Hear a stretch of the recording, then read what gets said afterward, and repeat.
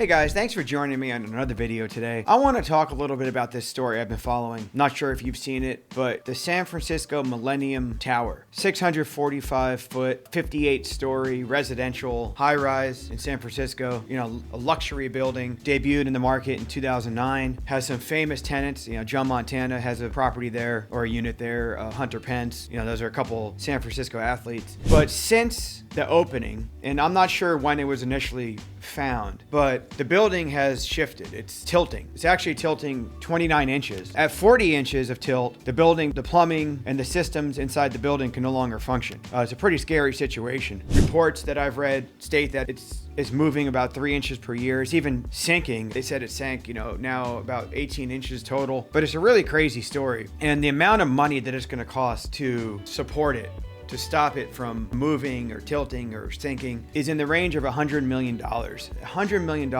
I guess glass has been breaking in units because of the shifting. It's just a crazy situation. And something that you don't think could happen, nowadays with the engineering and the technology used and the amount of checks and inspections and permitting and everything that goes on in building and code, but it is. And, as an insurance agency, and one that specializes in construction insurance, we insure lots of builders, lots of contractors. It's something that we've been talking about our clients, with since we opened in 2010, which is coverage for subsidence. And of course, that's what my mind goes to right away.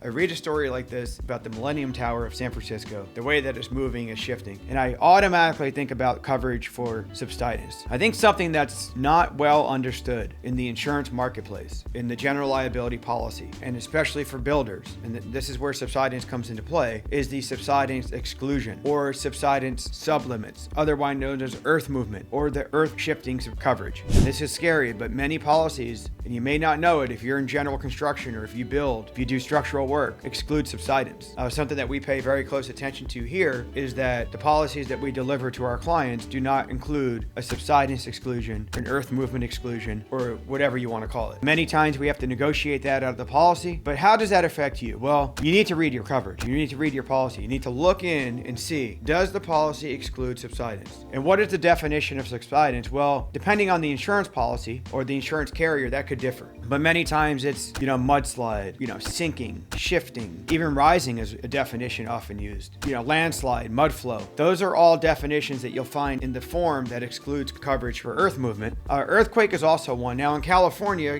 we have earthquakes. So some carriers will define earthquake at a level of 5.0 or higher. So I've seen some at 4.2 or higher. So it really depends. But again, it's all in the definition. It's all written in the policy. Remember, an insurance policy is a contract. And however that contract is written, a lot of times you'll see endorsements or exclusions added after the fact. This might not be in the condition of the policy. It might be added by the carrier after the fact by way of endorsement. But you need to understand how this coverage or how these exclusions could affect you. One very widely used policy out there by many contractors has a sublimit of $250,000 for any claim that could arise out of subsidence. Now, how is these claims determined? Well, whether it's bodily injury, property damage, and in some cases, personal or advertising injury caused out of subsidence activity, a lot of insurance carriers will sublimit or exclude coverage altogether. Now, some carriers will say that, well, it has to be subsidence caused by the operation of the contractor. But others will say, hey, it could be naturally occurring shifting, naturally occurring sinking, rising, or changes in the structure or the way that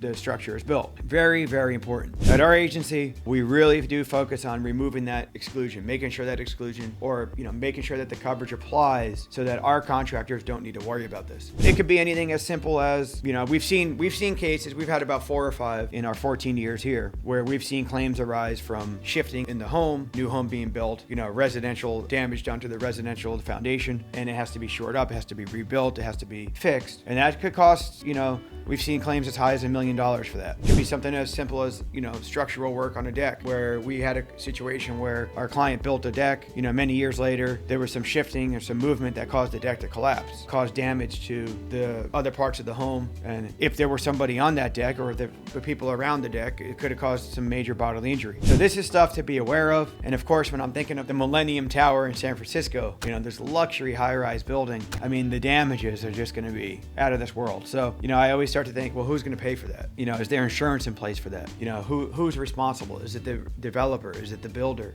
is it the engineering firm? My mind just starts going, and $100 million is a lot of money, and I'm sure the residences there it's causing a lot of stress, a lot of aggravation. Will there be increases in their fees for their associations? Will the association's policy or insurance policy have to, will they have to pay a lot more money for their premiums? Just things that I think about. But when we start to think about contractors and people that are in the business of building, the subsidence exclusion is one that you really want to focus on and ensure that you understand the coverage in your policy. If you have any questions about this, it's something that we're very familiar with. We have a lot of experience. You can call our agency at 858-384-1506. You can also email me directly at mike@foagency.com or fill out the form below on our blog to get in touch with us if you have any questions or if you'd like us to review your particular policy. Remember, please like, subscribe, and comment if you have any questions on our video. We really do appreciate your support, and thank you for watching another one. We hope to see you on another video soon. Take care.